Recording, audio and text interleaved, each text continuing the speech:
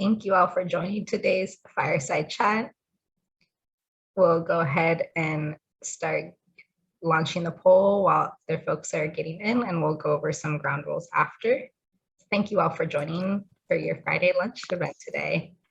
Really excited for our guests today, and excited for you all to hear what they're all about.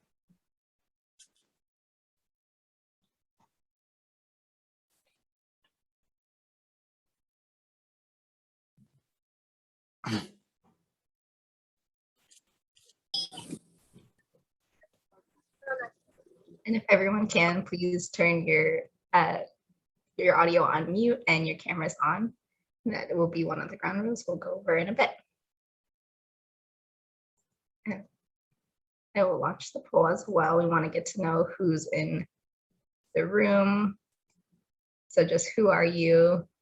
Are you currently in school, working in the field already?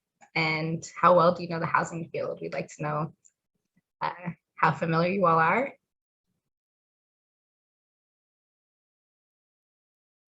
So good to see all of you.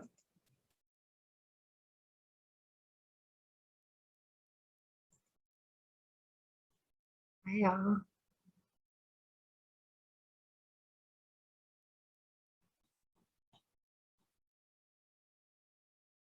Hi, Matthias. Hi, hi. Hi, David. Thank you all for joining. We'll give it another minute and then we'll end the poll. So if you're able to, please answer the poll questions. They should be on your screen, whichever screen you're looking at.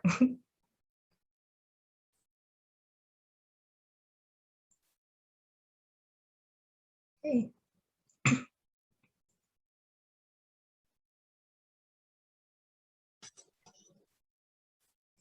I will go ahead and end the polling. Thank you all for introducing yourselves. If you're just joining, please put your name in the chat with your pronouns. Thank you all. I will end the polling now, and hopefully, can you all see the polling? So a lot of folks are already currently working in the housing field, or others who are working in a different field. Some folks are new here, some are somewhat knowledgeable about the housing field, and some are already professionals in the field. So I'm really excited to get to meet all of you all and ask some questions to our guest panelists today. I'm really excited. So I will stop sharing the poll. I just want to go over the ground rules. So if you're able to, please show your video, please mute yourself. We'd really like to feel like we're all in a room, even though it's virtual still. So please, if you're able to, put your cameras on. And I'm really excited to introduce our guest today, Norm Hayes. Would you like to introduce yourself? Yes, hopefully everybody can hear me okay. My name is Norman Hayes. I am 42 years old. I work for a company here in San Francisco, Nibbi Brothers General Contractors. I am a born and raised kid from the peninsula. I was born in Redwood City. I grew up in Belmont, and I currently live in San Carlos with my wife Erica and my 11-year-old daughter Avery. I have 2 cats, a dog, and that about sums up my zoo that I have living in my backyard. This is always a hard one. 3 words to describe myself. Well, number 1, I'm bald, so that's 1. I'd consider myself a pretty reliable person, and I would say hardworking would culminate the 3. That's awesome. Thank you for introducing yourselves and introducing some of those keywords that would describe yourself. I also forgot to mention I'm Marissa. I'm with the Coalition of Housers Coho, who is sponsoring this event today. We'll put a link in the chat as well so you can stay connected to our newsletter. But I will also go on to the next question. Could you please explain your job in everyday terms and your career path to end up here? What drew you to affordable housing and public projects? Sure. So I'll start actually my career path. I think it's an interesting one. So I'm a graduate of Santa Clara University. I graduated in 2002. I did not actually major in construction management.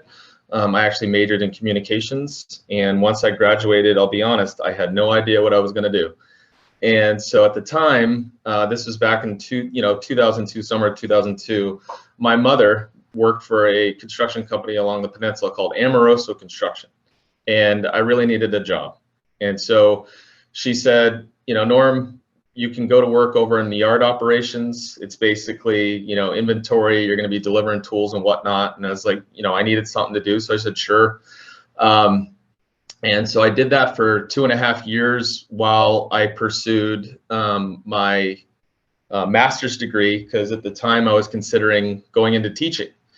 And so I did, worked in the yard and then went to school at night. And I realized that I didn't really want to go the teaching field. So the president of the company at the time approached me, the construction company approached me and said, would you be interested going in the field and working as a project engineer? And again, full disclosure, I had no idea what that meant, but I knew that it came with a significant pay raise. And at the time I was living, with my now wife, and we really wanted to buy a house. So it was probably a better path for me.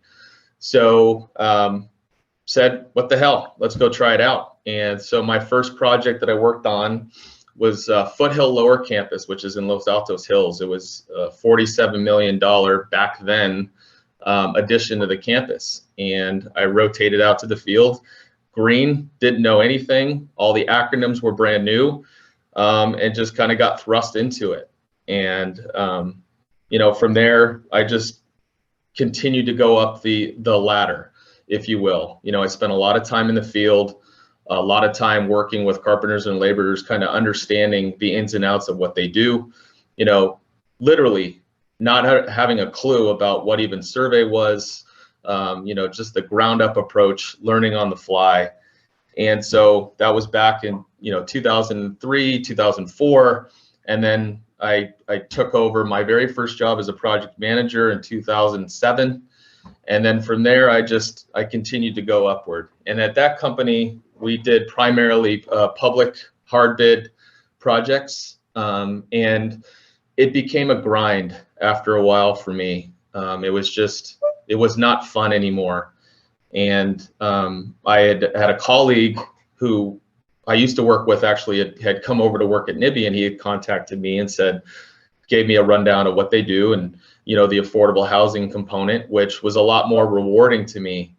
And so in 2012, I made the decision to come over to Nibbi, and I've been here ever since. And I started at Nibbi working on rehabilitation housing projects in the city. I've done waterfront work, you name it. And so then now my position, I'm a project executive with the company. And what that means is that I work on active projects overseeing different teams. And then I also have pre-construction projects that I oversee in the office. The pre-construction component is the most important, as it allows us to get the job set up correctly before we roll it out to operations. So a lot of my time is spent with that. And as you can imagine, there's a lot of lead up in terms of having direct coordination and collaboration with developers, with architects, subconsultants, and then city agencies, because they all end up tying together, and that becomes the success for jobs to subsequently roll back out. So the field side of my job is I have teams that are out running these projects, and really it's just kind of a high level look to make sure that we're staying on track. Schedule is everything to us. We finish our jobs on time. So that's really what I do on a daily basis. Thank you for sharing. It's really exciting to hear how your degree was in something different, but is now extremely applicable to your job today. So that's really exciting to hear. I'll ask another question and I'll turn it over to audience as well. So could you give us some advice for a younger you, or for someone who's trying to get into the field? What kind of jobs or internships or education would you recommend for those folks in the audience? So for a younger me, it would be, you don't have to elevate as fast. You can slow down, and really breathe. You know, my wife has said that to me, I don't know however many times over, you know, my career in this business. It's just slow down. You don't have to be as fast. Other educational routes, you know, there's a lot of different programs out there, with the exception of, you know, the typical CM degrees or management programs. You know, I, for one, am a big proponent in attending any type of kind of offline class, whether it be a safety class, whether it be involvement in Habitat for Humanity or Rebuilding Together. I can't tell you the value that it brings of actually being in the field, understanding what is being built before you move inside, because there's nothing worse than somebody trying to tell you what to do when they have no idea how it comes together. So that's one. Internships, you know, I guess the typical look at internships are you're gonna do what the team, you know, the team doesn't necessarily want to do, which to a certain degree is correct, but we approach it a little differently. You know, the internship is meant to, you know, ask the questions that you have no idea the answer to. You know, it's never easy to go up to somebody and say, hey, what the hell are you doing? More often than not, you'd find that people in the field will actually spend the time to give you a description of the ins and outs of what they're doing. You know, that's not easy if you're a shy person, but it's extremely valuable to continue to gain that knowledge as you roll it forward.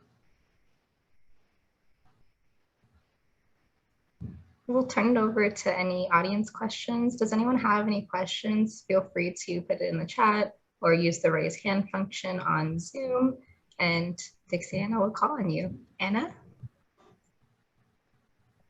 I will leave space if someone else has a question, but I actually have a question. But let's go to Max first because you're raising your hand.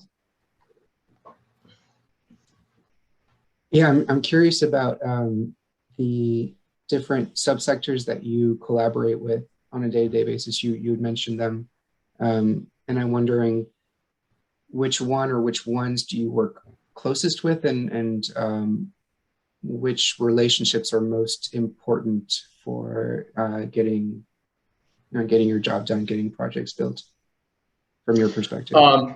Yeah, so to be honest with you, on a day-to-day basis, I have, to give you kind of a context, I have 7 projects that are currently active in pre-construction. And what that means is that, you know, on a weekly, I will, let's say I'll touch, you know, and the architect, the developer, the MEPF consultant on those projects.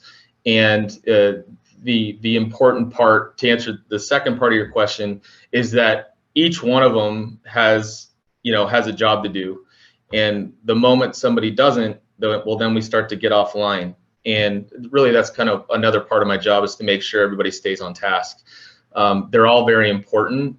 You know, if I had to say I had direct contact with one out of those on all those projects, it would be the architect. The architect is driving the document progress, and it's important that we have feedback in that, because once we get to a certain point, we want to make sure that those documents are complete, so that when we roll it to an operational start, you know, we're trying to limit as many questions or unknowns as possible. So I hope that makes sense. Yeah, definitely. Thank you. You're welcome.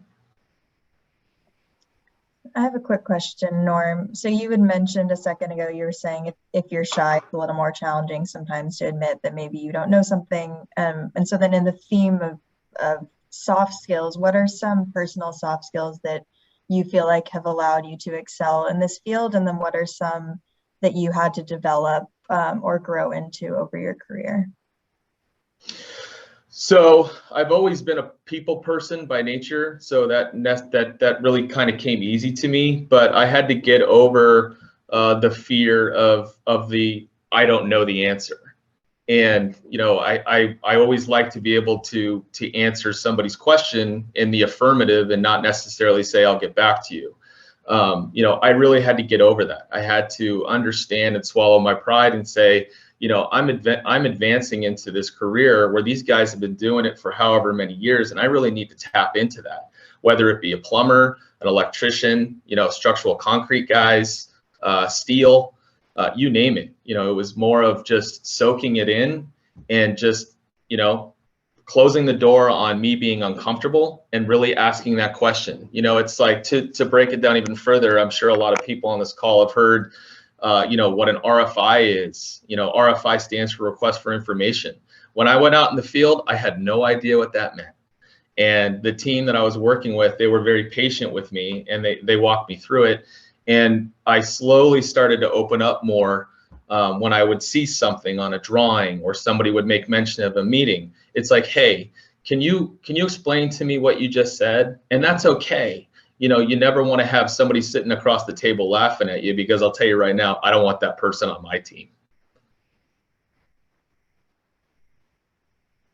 That's good feedback, to get comfortable with being uncomfortable. That's hard, I think, for some of us in the newer It's field. very hard. It is very hard to do. Agreed. We'll go back to another question, and then we'll leave time for the audience to jump back in again. What are some best practices to network in the construction fields? What I found, and unfortunately, we're still kind of in the throes of the COVID pandemic, but a lot of different developers within the greater Bay Area, they themselves have networking opportunities, whether it be fundraising events, which are always good because you get to meet other industry professionals ranging from civil engineers to structural engineers to architects to to the other developers. Those are always good, and I know that those are typically advertised on websites. So that's one. Again, COVID doesn't make it the easiest, because we've obviously had to be distanced, so we're missing out on that people interaction. But I'm hopeful that we really are advancing and getting back to that, because there's tremendous value in having that face-to-face interaction. So that's number one. Number two, surprisingly, at the trainings, you also get to meet a lot of different industry professionals across the board, because we're all required to go through individual safety trainings, stuff like that. And those are also really good, because you're meeting people that are spread out, not necessarily in the area, to have that dialogue for potential opportunities, if you will. Oh, one other one that just came to me. Anybody that goes to school currently, I know that we as a company and a lot of our, the other GCs within the greater Bay Area typically hold events at those schools, and that's always a great meet and greet to see a wide range of different general contractors or actually subcontractor base, and get on a personal level to ask questions and an understanding of internship opportunities. And it doesn't necessarily have to be working inside. When I say working inside, as a PM and a PE inside of a trailer, there's other internship opportunities available where you're able to go out and work in the field. To me, that's heavily valuable, again, because you're actually out doing it, and it eventually translates into what it is I do. That's awesome. That's great advice for the students in the group. So I'll ask the next question, and then we'll go back to the audience questions. What are some things you love about your job? Any stories that you'd want to share with this group? I love the fact that I get to interact with a whole wide range cast of characters. In any profession, if you're working in like an office setting, you get the people that you work with. And I have a lot of characters that I work with here at my company, but also I've met a lot of very good people doing what I do across the board, all up and down the state of California. And I've kept close contact with them over my career. And it's funny how small the construction industry really is, because you come across people that you did work with 10 years ago, and they're with a different company, and they remember the interaction you had, whether it be good or bad, they remember, and it's just awesome to share experiences, talk about lessons learned, and then incorporate that into really what becomes my daily life. So I love that part about my job. That's awesome. Thank you. Are there any other questions from the audience, Anna or Dixie? Looks like we have a question from David, and then we'll pop over to Mel. So David. Cool, thanks. And thanks so much, Norm. One thing I wanted to ask about was, you mentioned work that you've done around rehabilitation projects in San Francisco. I'm curious, it's definitely an area within the affordable housing community where it's not necessarily new, but there's more and more momentum that we're seeing behind people interested in how do we rehab existing projects, how do we, rehab affordable housing or naturally occurring affordable housing to make it, permanently affordable. I'm curious, just from your experience, what are some of the challenges and opportunities that you've seen in those types of rehabilitation projects? Sure. So there's two different types that I've worked on. I've worked on in the city of San Francisco in particular. I've worked on occupied rehabs, and I've worked on a complete unoccupied rehab. The very first challenge is doing a rehabilitation around occupied units. So if we're talking specific about actual construction, that is a major challenge that we face, but we found workarounds working with property management. So that's one big challenge that we've faced when we're trying to put units back online. Also, too, is in the city of San Francisco on rehabs. I don't think and they still haven't caught up, the agency approvals. They follow a specific set of guidelines or code that it ends up being challenging when you're working on, old infrastructure, if you will, or an old building. A lot of unforeseens, that we have to maneuver through on a rather tight timeline, because we don't want to have people out of their unit for longer than needed, and that has been a significant challenge that we've had to navigate.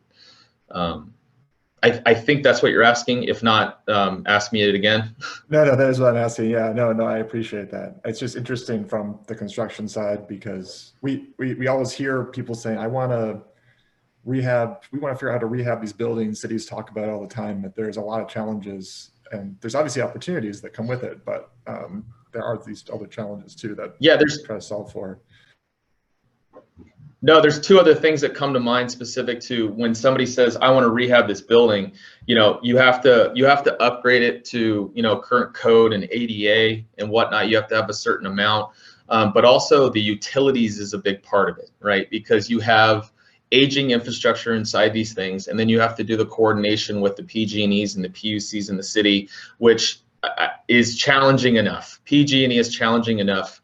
And if I'm giving some advice on anybody that's looking at at an early schematic or a building that they want to do, is to engage those utilities as early as you possibly can.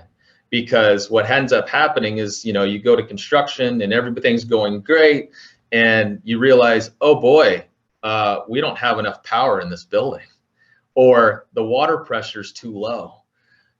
Those are easy indicators that you can get out ahead of to upgrade that as part of the rehabilitation. Thanks, Norm. And then it looks like Mel has a question. If you want to ask, Mel.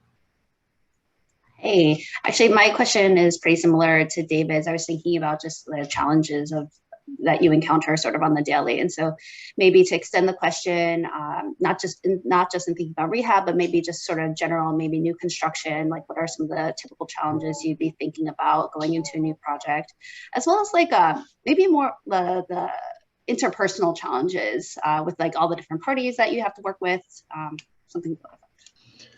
Yeah, so on new construction, it's very similar with the utilities. That on any job you have, it doesn't matter, it's going to be utilities as a primary.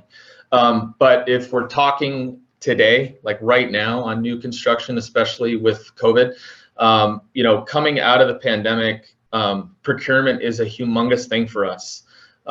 We've run into a lot of challenges with things elongating. We build our schedules based on a certain criteria, and expecting, let's use windows as an example, on a certain date. So we reverse engineer when we need to release them, and then we expect them on a date so that we can start slapping them in the holes in the building. Well, with COVID, factories shut down and whatnot, so those lead times have elongated. So we've had to pre-plan much tighter. We've had to, adjust our schedules to reflect that type of lead time so that we ultimately hold ourselves accountable no matter what. Even if somebody says, we have an increased lead time, we're going to find a way around it. And, that's been a huge challenge of ours. So material sourcing, procurement. As it relates to the interpersonal, the challenges really stem from having to operate remote. A lot of things get lost in translation when, even though we're in Zoom and it's like we're really in a room because we're muted, that nonverbal or that just face-to-face, you're losing that. And I can't tell you the value with, on our active projects where we have what's called foreman's meetings, even if it's outside, you got 10 or 15 guys out there that are voicing their opinion or, challenges that they're facing that we can collaborate and we can correct. That is huge, but with Zoom or WebEx or Teams, our management teams have had to coordinate with the PMs of those companies remote and not necessarily had the ability to meet in person. So we've really had to navigate around that. But again, I sincerely hope that, we're going to come out of this thing and we could start having those things again, and that overall team collaboration continues to extend. So I hope that answers your question. Yes, thank you very much. You're welcome. Thank you. I wanted to turn it back to the audience to see if there are any more questions that I wanted to ask. Please feel free to use the raise hand function, put it in the chat. And or Dixie, are there any other questions? Looks like Max has another question. Good boy, Max. Yeah, I just wanted to jump in with a general question about what housing project you are most proud of, or what project that has been built that you see as a model for having followed like the type of timeline, the type of process that every project ideally should follow. Yeah, so before I came inside and I took the position that I'm in now, I worked on a job up here in San Francisco. It was a rehab project, and it was 37 existing buildings that were on a development in the Bayview. And it was a very large undertaking because we had, again, 37 buildings that were built back in the 1940s in an occupied neighborhood up on the hill with asbestos rock, that we were taking buildings at a time and having to turn them over within a certain timeline because we didn't want to keep people outside of their unit. I could tell you without a doubt, I'm most proud of that project. It was a 27-month overall schedule. I was very nervous and worried about it from the get-go because it was 225 units that we were going to have to go in and redo, along with adding significant ADA pathways and structural walls along the site through asbestos rock. It was a very great team that I had to work with. I had dedicated people that showed up every single day through a lot of challenges on that job. And, at the start, we weren't really welcomed, if you will, in the community because we were creating a significant amount of dysfunction with, construction traffic, parking, noise. But, at about the 25% mark, when residents were moving back into their units and they were telling their friends that were living down the street, hey, come take a look at my unit, we started to get a lot of positives. And that's one. It was a huge impact on my life because you have these residents that had been living in, and I'm not kidding you, disgusting conditions because the housing authority wasn't really undertaking cleanup or their the monthly maintenance. It was extremely rewarding for me to see we were able to have residents that were wheelchair bound now accessing pathways that we had put in, and residents that were now having working plumbing. They didn't have backups in their units, and it was we had a lot of interaction with the community, and they were extremely thankful. So I would have to say that that was 100% the job that I'm most proud of. That's fantastic. Does it have is there a name associated? You said 37 buildings. It's a huge, all in the Bayview? Yeah, I was in the Bayview. The development's called Westbrook Apartments. It was at the corner of Kiska and Ingalls. It's literally on the backside of the hill, and it has an amazing view of the bay. Cool. Thank you. You're welcome. It looks like we have another question from Parth. Yeah. I'm curious to know how different the construction in affordable housing is different than the usual housing, and like, does it impact any grading or anything regarding that? Let me make sure that I heard you right. Is your question, what's the difference between affordable and market rate housing? Is that the question? That's correct. All right. So with affordable, we are working with nonprofit developers typically who are putting units online to help the less fortunate. Not necessarily less fortunate, probably isn't the right term, but people that have a median, house income that wouldn't normally be able to afford to live here in the San Francisco Bay Area, which, as you've all probably read and know, the housing costs are substantial. Market rate, you're building, very, I guess, high-end units, and those are meant primarily for people, obviously, that can afford to live in those types of units.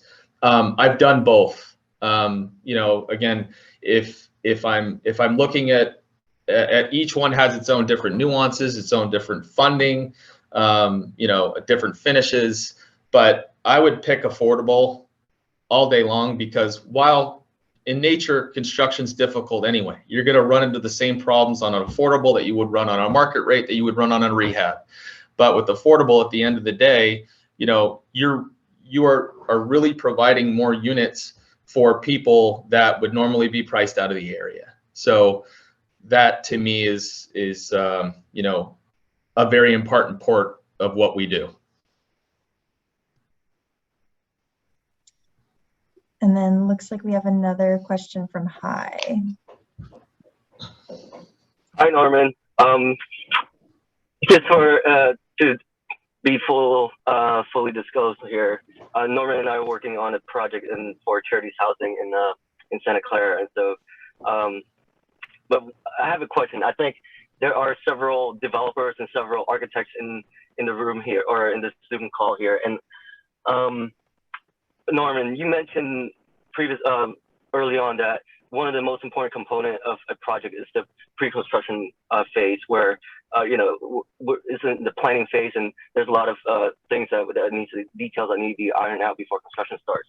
And so for those architects and developers, from your perspective and your experience, could you give us some sort of from your experience, could you give us some sort of a challenges and recommendations that we should look for in terms of during this pre-construction phase, so that things like you mentioned, getting on with the PG&E and utilities and things like that. Are there any other things that you'd like to mention in terms of what we need to prepare for? Yeah, in the pre-construction phase, and I'll preface it this way: on an affordable, a market rate, a rehab, it doesn't matter. During a pre-construction, we want to make sure that the waterproofing of any of those buildings is fully flushed out and vetted when we're in pre-construction. That's a huge part of what we do. When architects deliver documents, we do a cursory review or a peer review of those documents, so that we can work through the details and find, not to dive into the weeds, but all right, this detail at the window may not work so well because the flashing doesn't look right. Those types of things. And that way we can dial in the details so that when we do go out to bid, we are comfortable with the building that we're going to build because it meets to our satisfaction and isn't going to leak, because, you know, we've installed however many units over the Bay Area, we've never had a leak. As an example of one. The PG&E component, I can't undersell that. The PG&E is a humongous part of what we do because they are such an unknown. They, you know, we're right now in fire season, and PG&E has, you know, only so many, you know, the municipalities that they work in, they have crews that rotate all over, but the primary focus with PG&E is always going to be that. So we have to hedge, and we have to give ourselves as much time as we can to dial that in. So, you know, pre-applications with PG&E, those meetings we always want to be a part of. Same thing with the city, you know, utilities being storm, sewer, PG&E handles the gas, those things. Also, if at all possible, we want to know what finishes are, because that way it'll allow us to dial in our schedule like I was talking about earlier. You know, long lead procurement's a huge thing, so that we can at least plug that information in our schedule, and that way we know when we need to release something and when it's expected on site.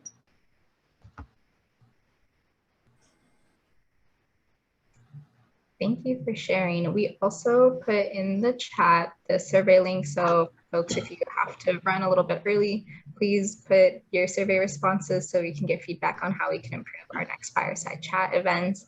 But I wanted to ask, are there any more questions from the audience that we'd like to go to, Anna or Dixie?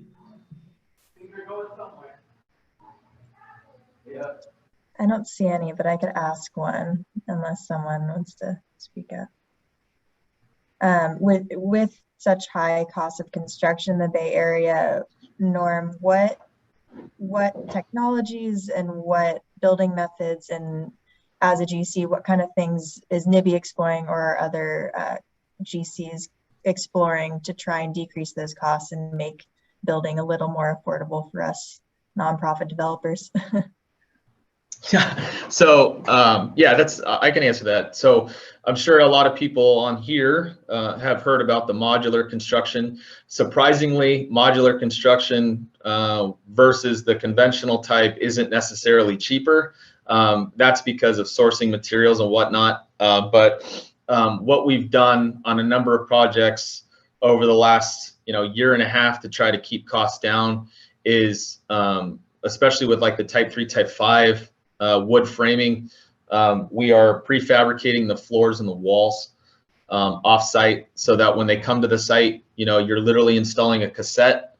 It's almost like Legos, right? So it's much faster. There is fallback work that you have to do associated with the framing, but that's just one thing that we've done. It allows us to, one, get the structure built quicker, so it's less time on the overall schedule in theory. That's one. Another element that we try to, in terms of keeping costs down, because these projects can elongate depending on financing and permits and whatnot, we want to lock in subs as early as we possibly can.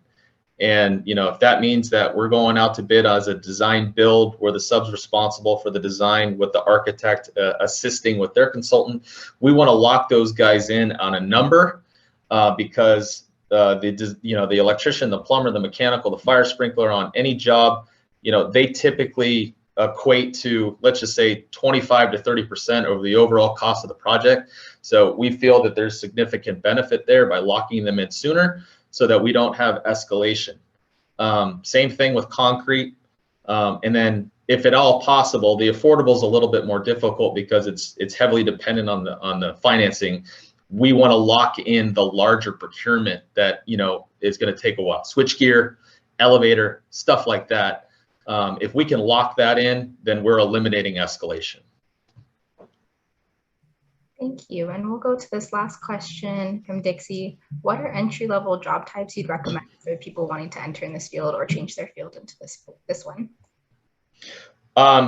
Well, for what I do, as operating as a general contractor, the internships that we offer are working on the GC side. We have a structural concrete division. We also have a framing division. Any one of those operating as an intern, you're gonna get exposed to the other.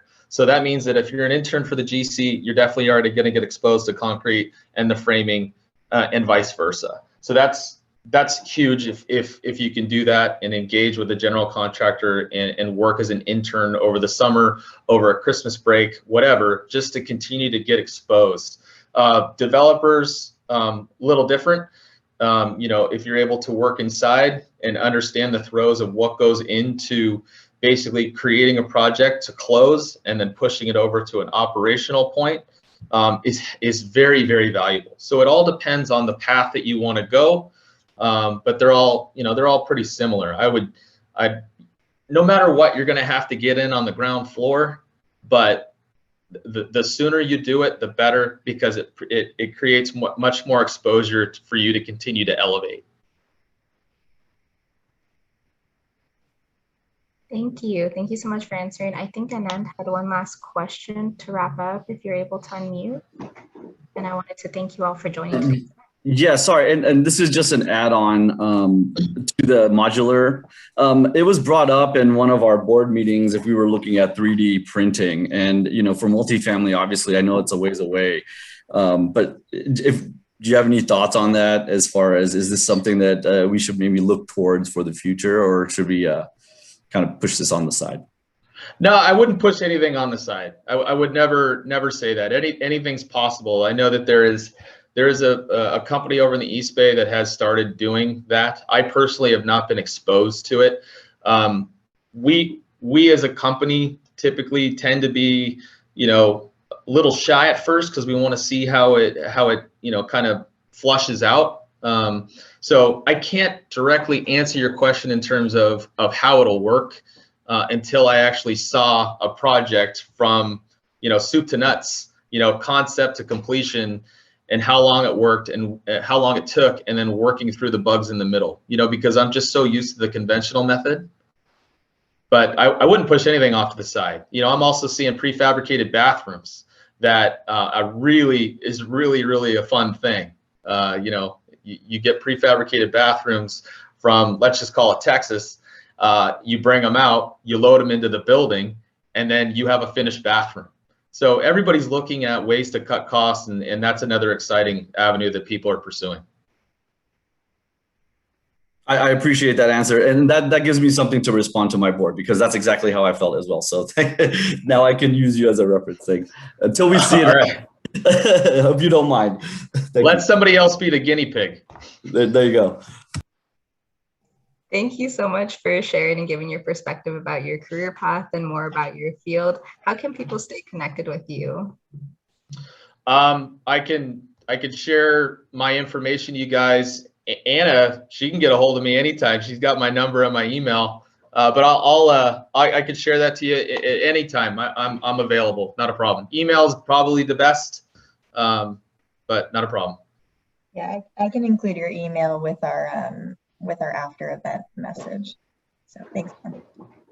Not a problem at all. Yeah, fire away. If you have any other questions after that nobody asked, yeah, feel free to either call or write. Perfect. Thank you so much for your time, and thank you all for joining today's Coho event. Be sure to stay connected with us, and please fill out the form so we can get feedback on how to improve our future events. Thank you so much, Norm. Thank you all for joining today. You're welcome. Thank you for having me. Of course. Thank you. Happy Friday to you all.